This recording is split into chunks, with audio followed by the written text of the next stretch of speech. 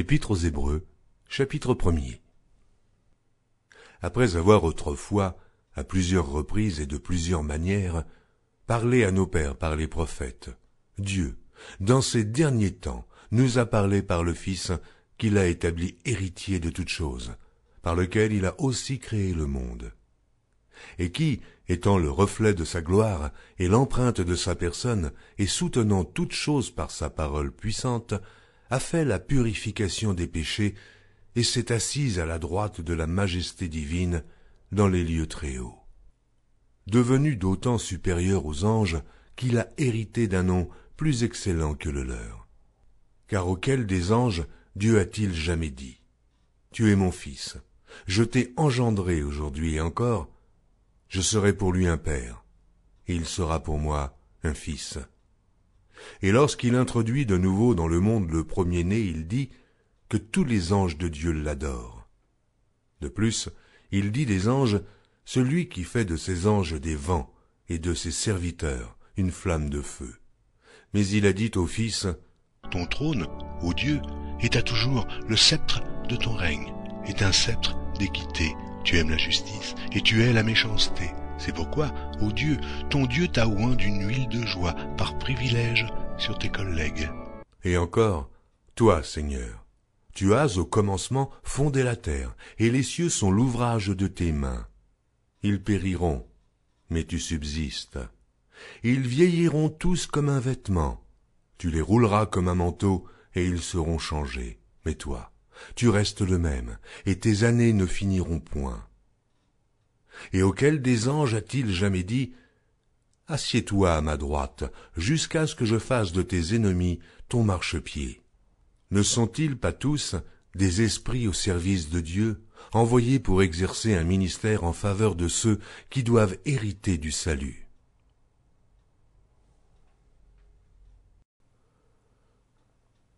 Épître aux Hébreux, chapitre 2. C'est pourquoi nous devons d'autant plus nous attacher aux choses que nous avons entendues, de peur que nous ne soyons emportés loin d'elles. Car si la parole annoncée par des anges a eu son effet, et si toute transgression et toute désobéissance a reçu une juste rétribution, comment échapperons-nous en négligeant un si grand salut, qui, annoncé d'abord par le Seigneur, nous a été confirmé par ceux qui l'ont entendu. Dieu appuyant leur témoignage par des signes, des prodiges et divers miracles, et par les dons du Saint-Esprit distribués selon sa volonté. En effet, ce n'est pas à des anges que Dieu a soumis le monde à venir dont nous parlons. Or quelqu'un a rendu quelque part ce témoignage. Qu'est-ce que l'homme pour que tu te souviennes de lui ? Ou le Fils de l'homme pour que tu prennes soin de lui ? Tu l'as abaissé pour un peu de temps, au-dessous des anges. Tu l'as couronné de gloire et d'honneur. Tu as mis toutes choses sous ses pieds. En effet, en lui soumettant toutes choses, Dieu n'a rien laissé qui ne lui fût soumis. Cependant, nous ne voyons pas encore maintenant que toutes choses lui soient soumises. Mais celui qui a été abaissé pour un peu de temps au-dessous des anges, Jésus, nous le voyons couronné de gloire et d'honneur, à cause de la mort qu'il a soufferte, afin que, par la grâce de Dieu, il souffrit la mort pour tous. Il convenait en effet que celui pour qui et par qui sont toutes choses, et qui voulait conduire à la gloire beaucoup de fils, élevât à la perfection par les souffrances le prince de leur salut. Car celui qui sanctifie et ceux qui sont sanctifiés sont tous issus d'un seul. C'est pourquoi il n'a pas honte de les appeler frères, lorsqu'il dit « J'annoncerai ton nom à mes frères, je te célébrerai au milieu de l'assemblée. » Et encore, « Je me confierai en toi. » Et encore, « Me voici, moi et les enfants que Dieu m'a donnés. » Ainsi donc, puisque les enfants participent au sang et à la chair, il y a également participé lui-même, afin que, par la mort, il anéantisse celui qui a la puissance de la mort, c'est-à-dire le diable, et qu'il délivra tous ceux qui, par crainte de la mort, étaient toute leur vie retenus dans la servitude. Car assurément, ce n'est pas à des anges qu'il vient en aide, mais c'est à la postérité d'Abraham. En conséquence, il a dû être rendu semblable en toutes choses à ses frères, afin qu'il fût un souverain sacrificateur miséricordieux et fidèle dans le service de Dieu, pour faire l'expiation des péchés du peuple. Car, ayant été tenté lui-même dans ce qu'il a souffert, il peut secourir ceux qui sont tentés.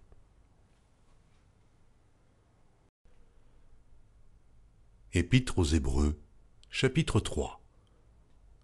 C'est pourquoi, frères saints, qui avez part à la vocation céleste, considérez l'apôtre et le souverain sacrificateur de la foi que nous professons, Jésus, qui a été fidèle à celui qui l'a établi, comme le fut Moïse dans toute sa maison, car il a été jugé digne d'une gloire d'autant supérieure à celle de Moïse, que celui qui a construit une maison a plus d'honneur que la maison même.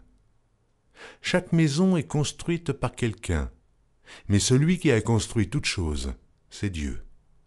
Pour Moïse, il a été fidèle dans toute la maison de Dieu comme serviteur, pour rendre témoignage de ce qui devait être annoncé. Mais Christ l'est comme fils sur sa maison, et sa maison, c'est nous, pourvu que nous retenions jusqu'à la fin la ferme confiance et l'espérance dont nous nous glorifions. C'est pourquoi, selon ce que dit le Saint-Esprit, aujourd'hui, si vous entendez sa voix, n'endurcissez pas vos cœurs comme lors de la révolte, le jour de la tentation dans le désert, où vos pères me tentèrent pour m'éprouver, et ils virent mes œuvres pendant 40 ans. Aussi je fus irrité contre cette génération, et je dis, ils ont toujours un cœur qui s'égare, ils n'ont pas connu mes voies. Je jurai donc dans ma colère, ils n'entreront pas dans mon repos. Prenez garde, frères, que quelqu'un de vous n'ait un cœur mauvais et incrédule, au point de se détourner du Dieu vivant. Mais exhortez-vous les uns les autres chaque jour, aussi longtemps qu'on peut dire, aujourd'hui, afin qu'aucun de vous ne s'endurcisse par la séduction du péché. Car nous sommes devenus participants de Christ, pourvu que nous retenions fermement, jusqu'à la fin, l'assurance que nous avions au commencement. Pendant qu'il est dit, aujourd'hui, si vous entendez sa voix, n'endurcissez pas vos cœurs, comme lors de la révolte. Qui furent en effet ceux qui se révoltèrent après l'avoir entendu, sinon tous ceux qui étaient sortis d'Égypte sous la conduite de Moïse. Et contre qui Dieu fut-il irrité pendant 40 ans, sinon contre ceux qui péchaient et dont les cadavres tombèrent dans le désert? Et à qui jura-t-il qu'il n'entrerait pas dans son repos, sinon à ceux qui avaient désobéi? Aussi voyons-nous qu'ils ne purent y entrer à cause de leur incrédulité. Épître aux Hébreux, chapitre 4. Craignons donc, tandis que la promesse d'entrer dans son repos subsiste encore, qu'aucun de vous ne paraisse être venu trop tard. Car cette bonne nouvelle nous a été annoncée aussi bien qu'à eux, mais la parole qui leur fut annoncée ne leur servit de rien, parce qu'elle ne trouva pas de la foi chez ceux qui l'entendirent. Pour nous qui avons cru, nous entrons dans le repos selon qu'il dit « Je jurai dans ma colère, ils n'entreront pas dans mon repos ». Il dit cela quoique ses œuvres eussent été achevées depuis la création du monde. Car il a parlé quelque part ainsi du 7e jour. Et Dieu se reposa de toutes ses œuvres le 7e jour. Et ici encore, ils n'entreront pas dans mon repos. Or, puisqu'il est encore réservé à quelques-uns d'y entrer, et que ceux à qui d'abord la promesse a été faite n'y sont pas entrés à cause de leur désobéissance, Dieu fixe de nouveau un jour aujourd'hui, en disant dans David, « Si longtemps après, comme il est dit plus haut, aujourd'hui, si vous entendez sa voix, n'endurcissez pas vos cœurs. Car si Josué leur eût donné le repos, il ne parlerait pas après cela d'un autre jour. Il y a donc un repos de Shabbat réservé au peuple de Dieu. Car celui qui entre dans le repos de Dieu se repose de ses œuvres, comme Dieu s'est reposé des siennes. Efforçons-nous donc d'entrer dans ce repos, afin que personne ne tombe en donnant le même exemple de désobéissance. car la parole de Dieu est vivante et efficace, plus tranchante qu'une épée quelconque à 2 tranchants, pénétrante jusqu'à partager âme et esprit, jointures et moelles. Elle juge les sentiments et les pensées du cœur. Nulle créature n'est cachée devant lui, mais tout est à nu et à découvert aux yeux de celui à qui nous devons rendre compte. Ainsi, puisque nous avons un grand souverain sacrificateur qui a traversé les cieux, Jésus, le Fils de Dieu, demeurons fermes dans la foi que nous professons. Car nous n'avons pas un souverain sacrificateur qui ne puisse compatir à nos faiblesses. Au contraire, il a été tenté comme nous, en toutes choses, sans commettre de péché. Approchons-nous donc avec assurance du trône de la grâce, afin d'obtenir miséricorde et de trouver grâce pour être secourus dans nos besoins.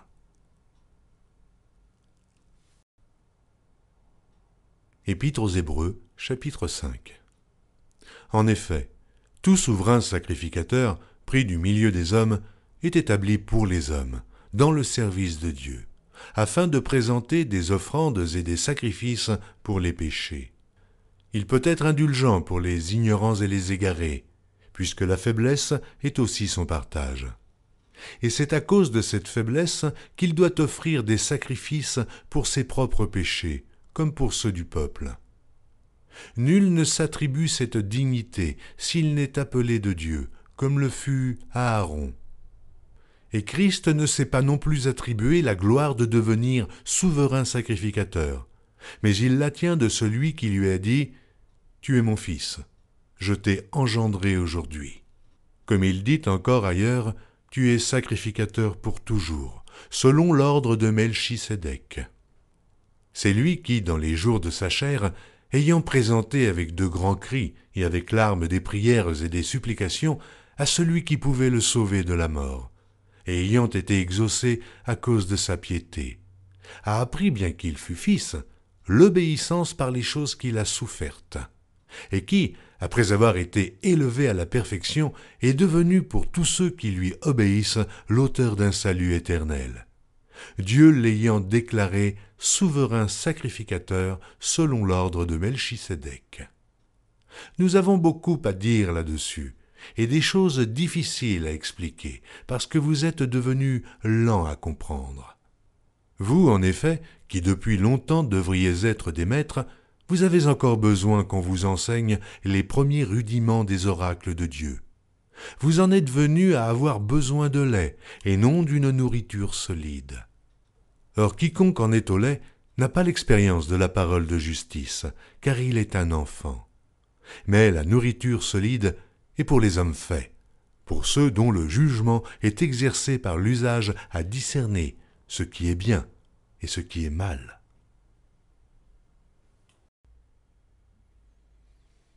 Épître aux Hébreux, chapitre 6.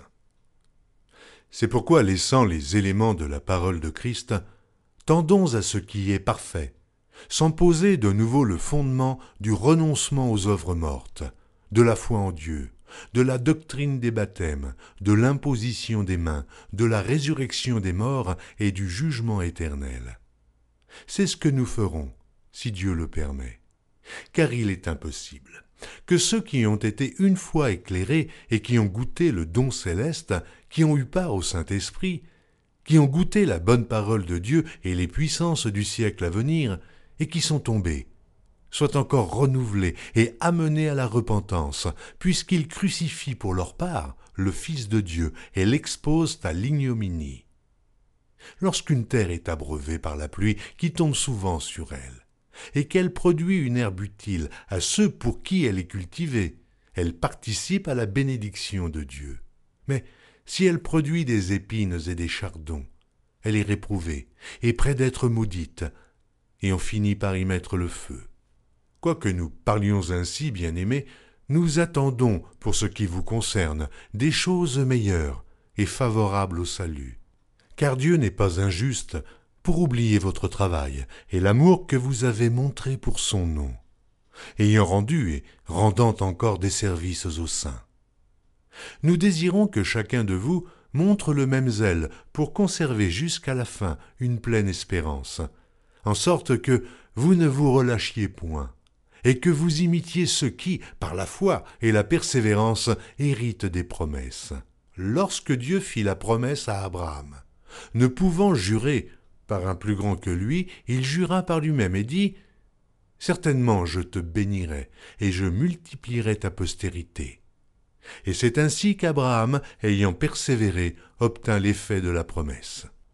Or les hommes jurent par celui qui est plus grand qu'eux, et le serment est une garantie qui met fin à tous leurs différends.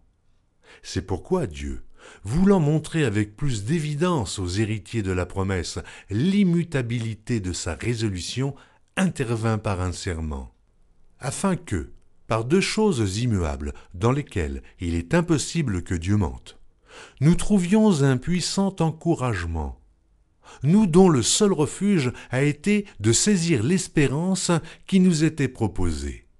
Cette espérance, nous la possédons, comme une ancre de l'âme, sûre et solide. Elle pénètre au-delà du voile, là où Jésus est entré, pour nous, comme précurseur, ayant été fait souverain sacrificateur pour toujours, selon l'ordre de Melchisédek.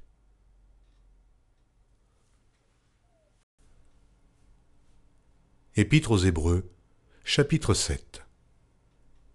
En effet, ce Melchisédek, roi de Salem, sacrificateur du Dieu Très-Haut, qui alla au-devant d'Abraham lorsqu'il revenait de la défaite des rois, qui le bénit, et à qui Abraham donna la dîme de tout, qui est d'abord roi de justice d'après la signification de son nom, ensuite roi de Salem, c'est-à-dire roi de paix, qui est sans père, sans mère, sans généalogie, qui n'a ni commencement de jour ni fin de vie, mais qui est rendu semblable au Fils de Dieu, ce Melchisédek, demeure sacrificateur à perpétuité.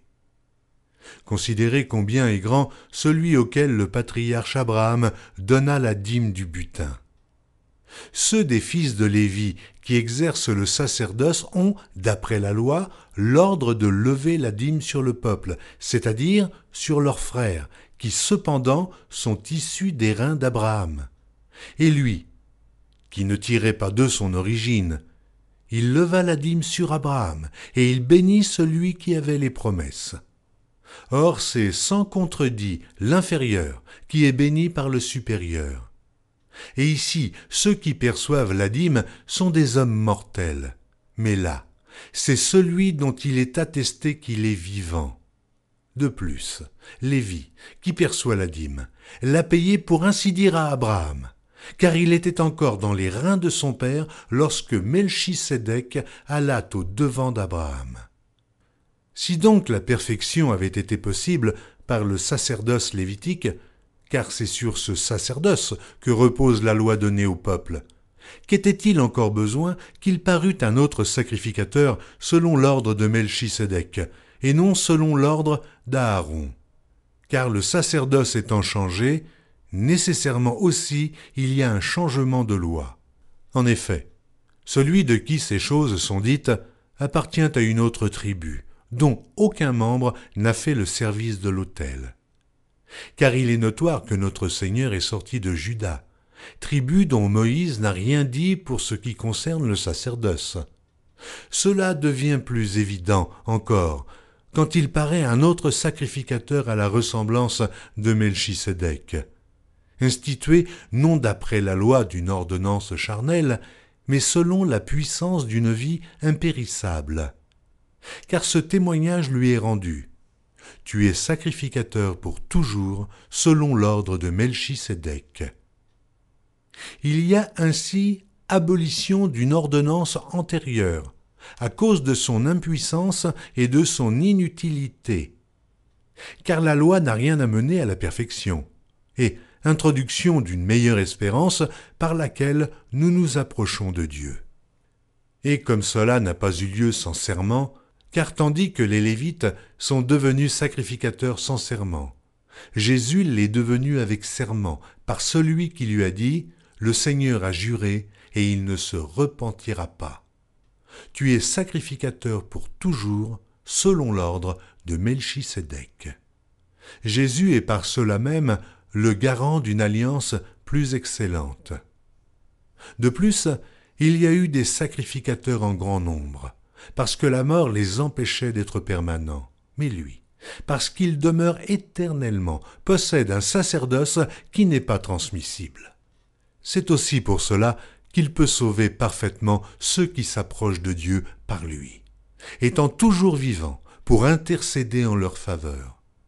Il nous convenait, en effet, d'avoir un souverain sacrificateur comme lui, saint, innocent, sans tache, séparé des pécheurs et plus élevé que les cieux, qui n'a pas besoin, comme les souverains sacrificateurs, d'offrir chaque jour des sacrifices, d'abord pour ses propres péchés, ensuite pour ceux du peuple, car ceci il l'a fait une fois pour toutes en s'offrant lui-même. En effet, la loi établit souverains sacrificateurs des hommes sujets à la faiblesse, mais la parole du serment, qui a été faite après la loi, établit le Fils qui est parfait pour l'éternité.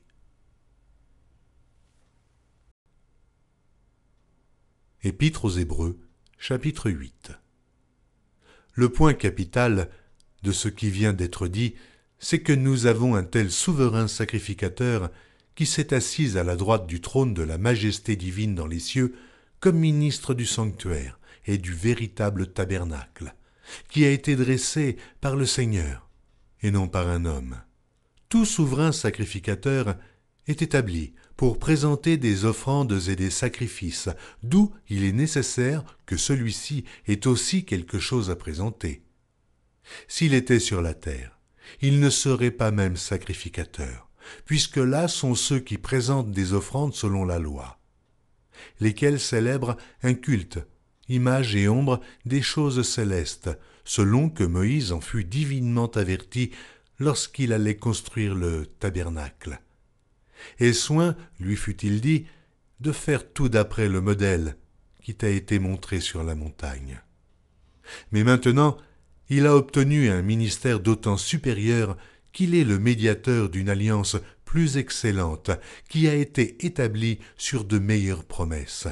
En effet, si la première alliance avait été sans défaut, il n'aurait pas été question de la remplacer par une seconde. Car c'est avec l'expression d'un blâme que le Seigneur dit à Israël, « Voici, les jours viennent, dit le Seigneur, où je ferai avec la maison d'Israël et la maison de Juda une alliance nouvelle. Non comme l'alliance que je traitais avec leur père, le jour où je les saisis par la main pour les faire sortir du pays d'Égypte. Car ils n'ont pas persévéré dans mon alliance, et moi aussi, je ne me suis pas soucié d'eux, dit le Seigneur. Mais voici l'alliance que je ferai avec la maison d'Israël. Après ces jours-là, dit le Seigneur, je mettrai mes lois dans leur esprit. Je les écrirai dans leur cœur, et je serai leur Dieu, et ils seront mon peuple. Aucun n'enseignera plus son concitoyen, ni aucun son frère, en disant « Connais le Seigneur », car tous me connaîtront, depuis le plus petit jusqu'au plus grand d'entre eux, parce que je pardonnerai leurs iniquités, et que je ne me souviendrai plus de leurs péchés. En disant « une alliance nouvelle », il a déclaré la première ancienne. Or, ce qui est ancien, ce qui a vieilli, est près de disparaître.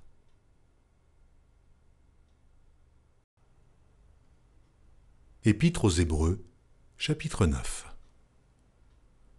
La première alliance avait aussi des ordonnances relatives au culte et le sanctuaire terrestre. Un tabernacle fut en effet construit. Dans la partie antérieure, appelée le lieu saint, étaient le chandelier, la table et les pains de proposition.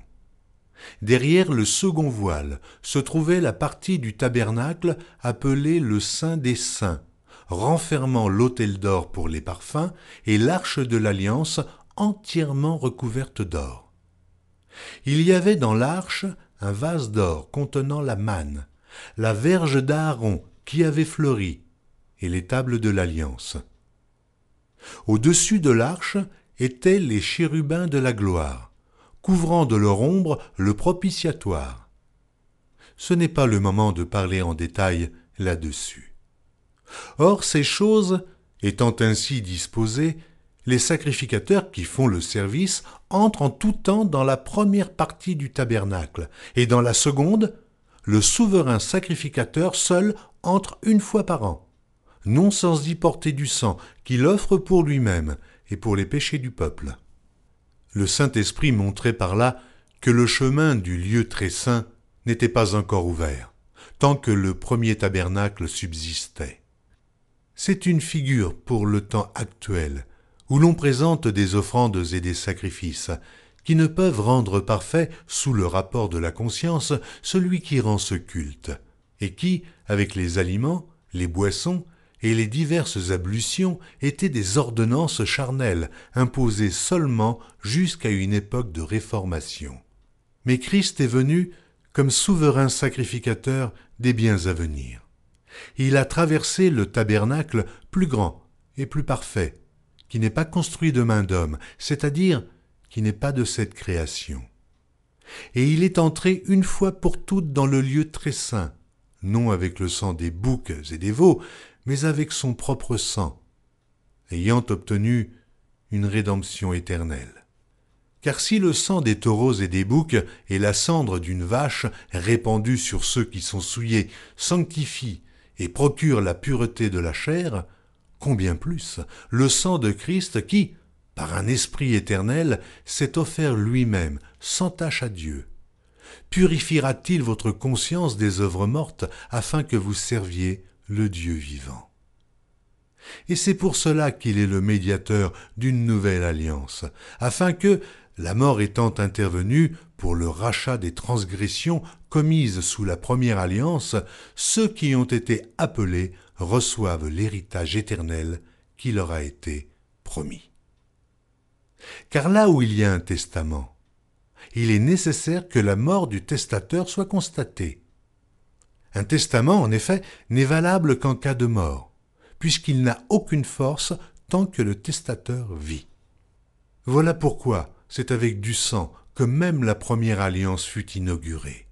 Moïse, après avoir prononcé devant tout le peuple tous les commandements de la loi, prit le sang des veaux et des boucs avec de l'eau, de la laine écarlate et de l'hysope, et il fit l'aspersion sur le livre lui-même et sur tout le peuple en disant « Ceci est le sang de l'alliance que Dieu a ordonné pour vous. » Il fit pareillement l'aspersion avec le sang sur le tabernacle et sur tous les ustensiles du culte.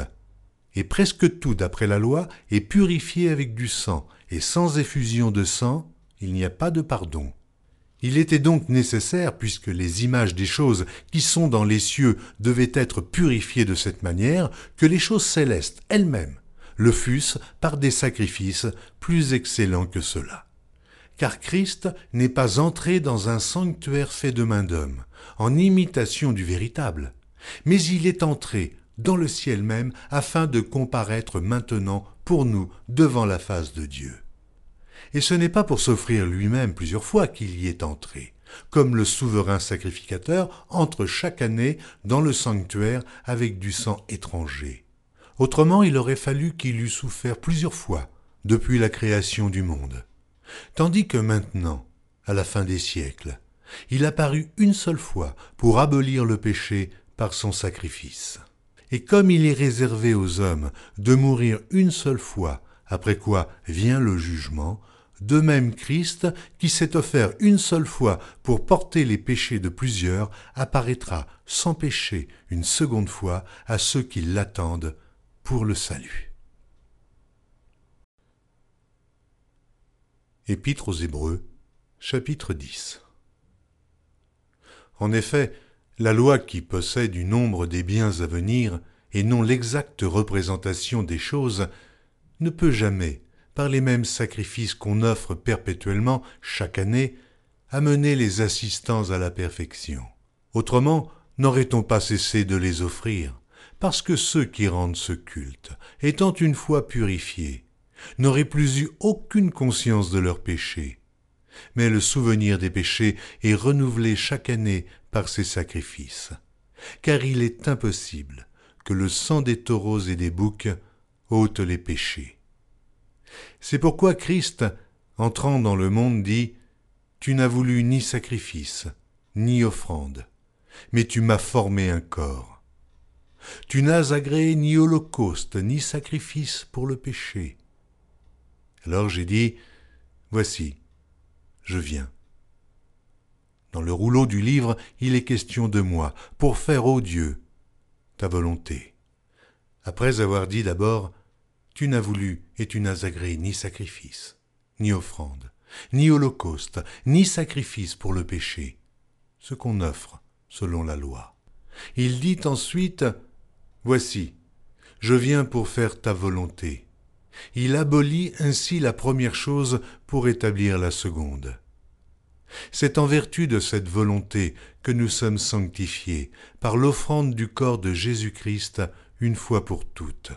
Et tandis que tout sacrificateur fait chaque jour le service et offre souvent les mêmes sacrifices qui ne peuvent jamais ôter les péchés, lui, après avoir offert un seul sacrifice pour les péchés, s'est assis pour toujours à la droite de Dieu, attendant désormais que ses ennemis soient devenus son marchepied, car par une seule offrande, il a amené à la perfection pour toujours ceux qui sont sanctifiés. C'est ce que le Saint-Esprit nous atteste aussi, car, après avoir dit « Voici l'alliance que je ferai avec eux, après ces jours-là, dit le Seigneur, je mettrai mes lois dans leur cœur, et je les écrirai dans leur esprit. » Il ajoute « Et je ne me souviendrai plus de leurs péchés ni de leur iniquité. » Or, là où il y a pardon des péchés, il n'y a plus d'offrande pour le péché.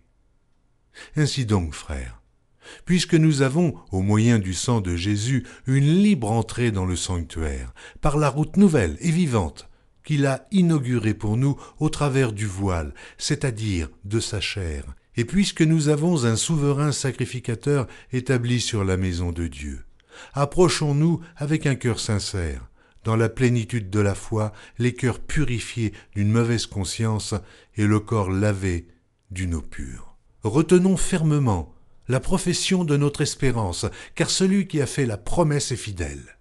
Veillons les uns sur les autres pour nous exciter à la charité et aux bonnes œuvres. N'abandonnons pas notre assemblée, comme c'est la coutume de quelques-uns, mais exhortons-nous réciproquement, et cela d'autant plus que vous voyez s'approcher le jour. Car si nous péchons volontairement, après avoir reçu la connaissance de la vérité, il ne reste plus de sacrifice pour les péchés, mais une attente terrible du jugement et l'ardeur d'un feu qui dévorera les rebelles. Celui qui a violé la loi de Moïse meurt sans miséricorde, sur la déposition de 2 ou 3 témoins. Et quel pire châtiment pensez-vous que sera jugé digne celui qui aura foulé aux pieds le Fils de Dieu, qui aura tenu pour profane le sang de l'alliance par lequel il a été sanctifié et qui aura outragé l'esprit de la grâce. Car nous connaissons celui qui a dit « À moi la vengeance, à moi la rétribution » et encore « Le Seigneur jugera son peuple ». C'est une chose terrible que de tomber entre les mains du Dieu vivant. Souvenez-vous de ces premiers jours où, après avoir été éclairés, vous avez soutenu un grand combat au milieu des souffrances.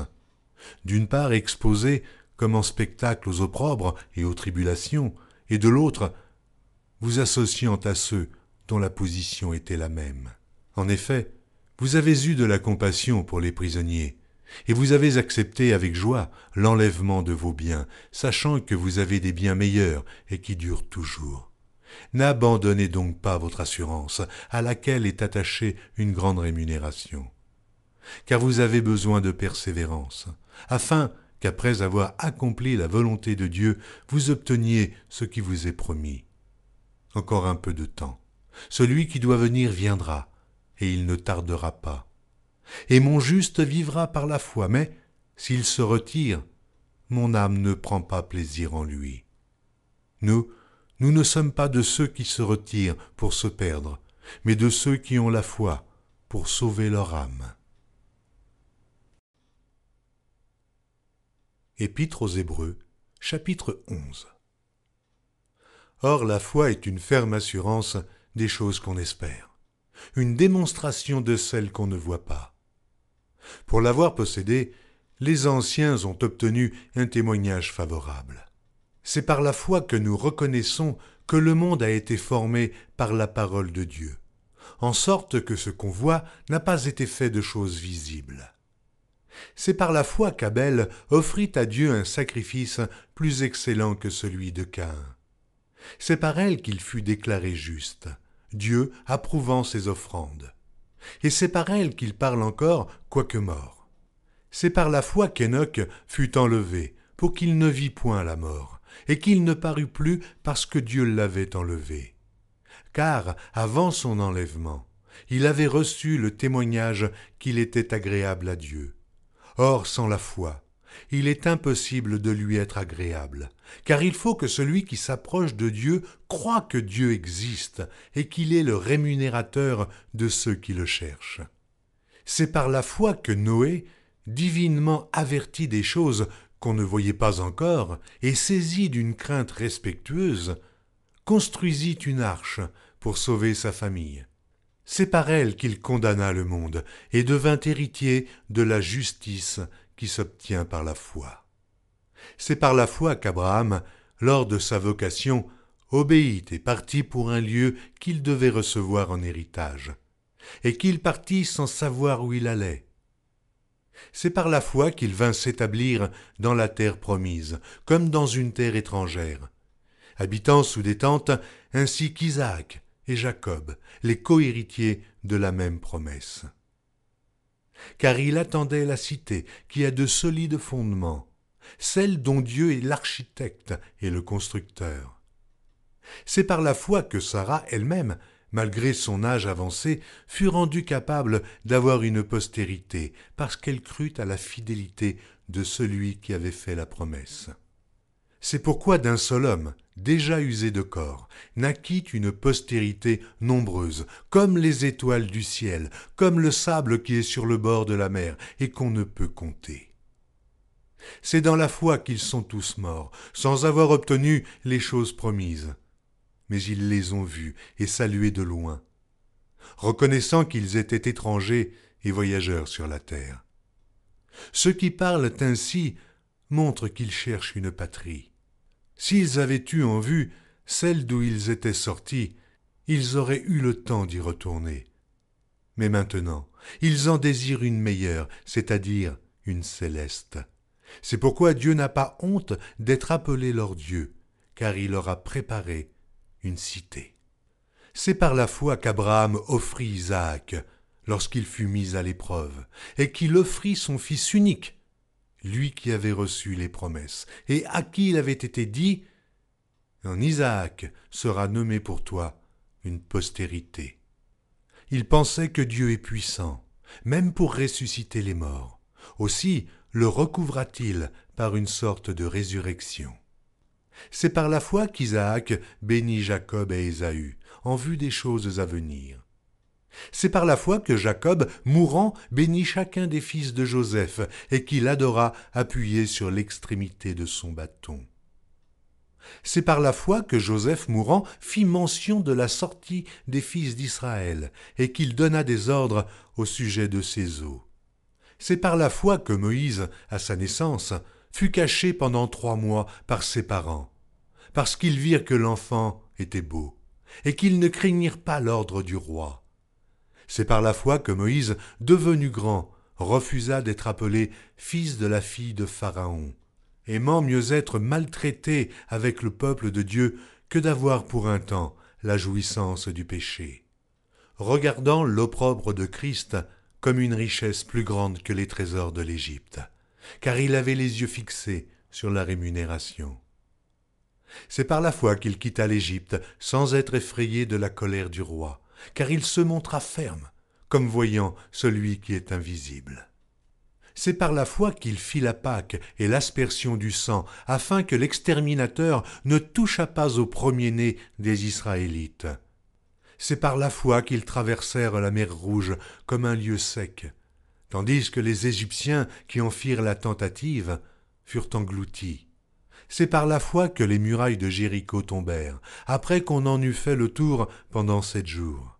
C'est par la foi que Rahab la prostituée ne périt pas avec les rebelles, parce qu'elle avait reçu les espions avec bienveillance. Et que dirais-je encore?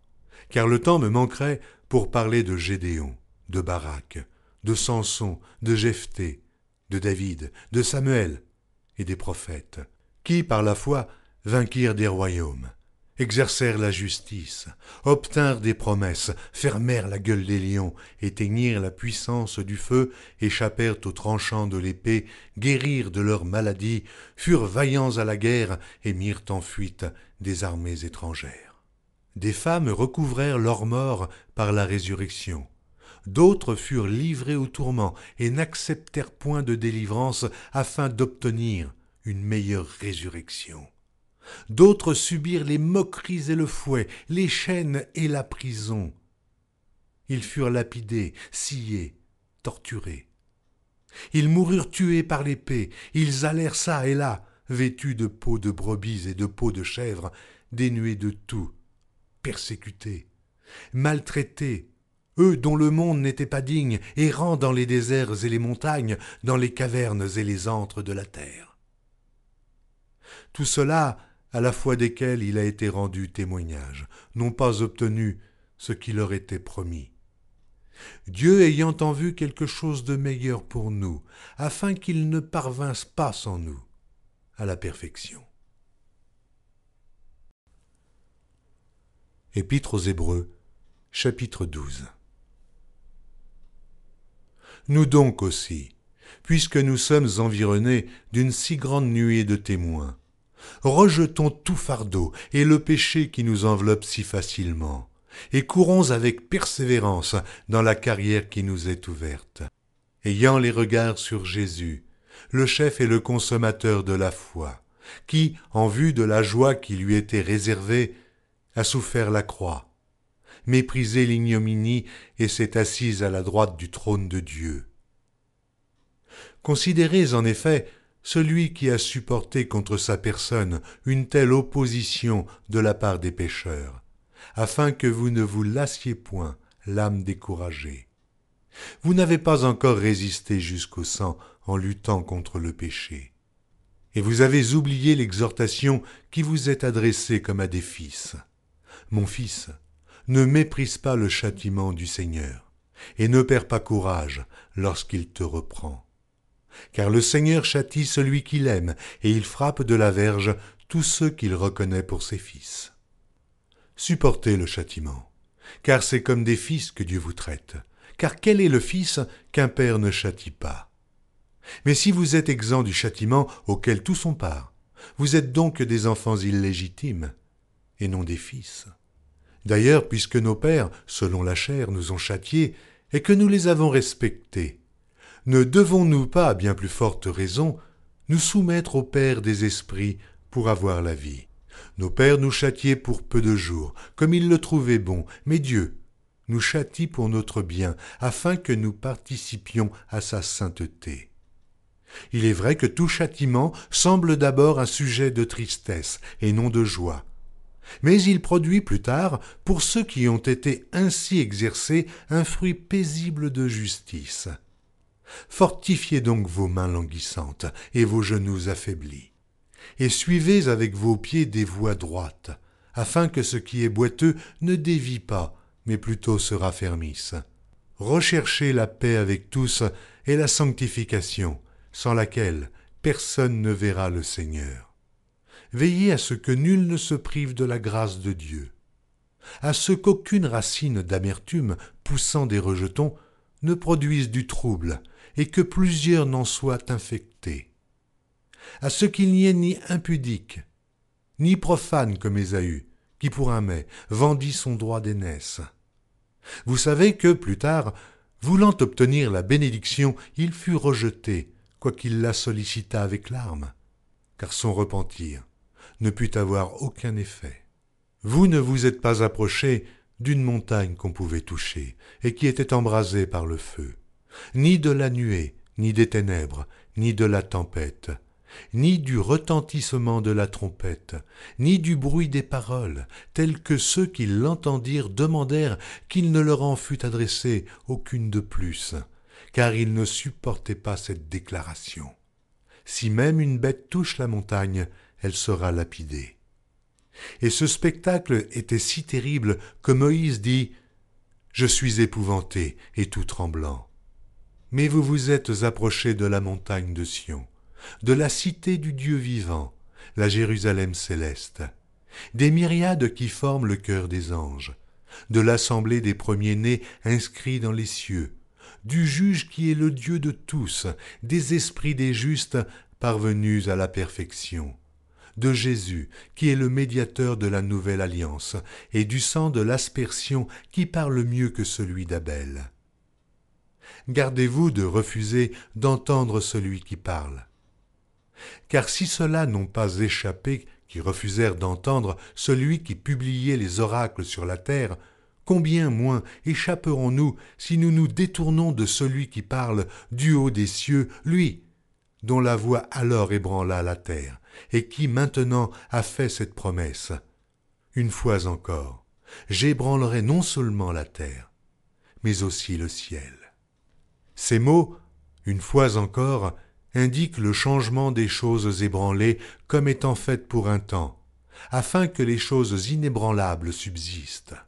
C'est pourquoi, recevant un royaume inébranlable, montrons notre reconnaissance en rendant à Dieu un culte qui lui soit agréable, avec piété et avec crainte, car notre Dieu est aussi un feu dévorant.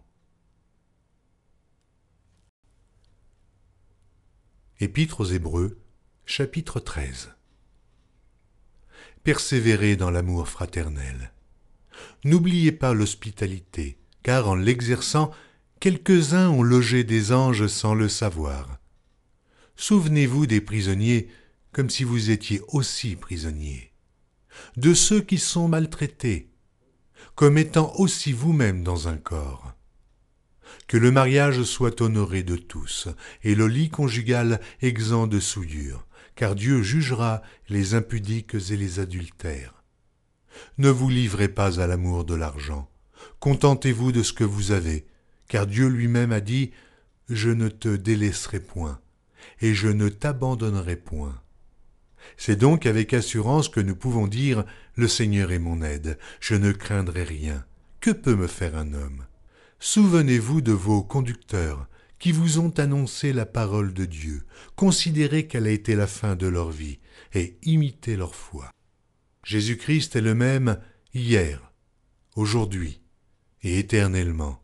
Ne vous laissez pas entraîner par des doctrines diverses et étrangères, car il est bon que le cœur soit affermi par la grâce, et non par des aliments qui n'ont servi de rien à ceux qui y sont attachés.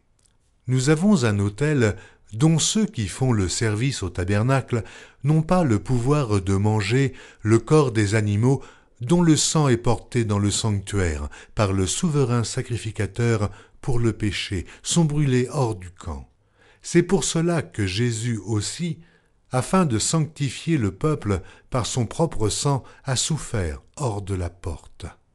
Sortons donc pour aller à lui, hors du camp, en portant son opprobre.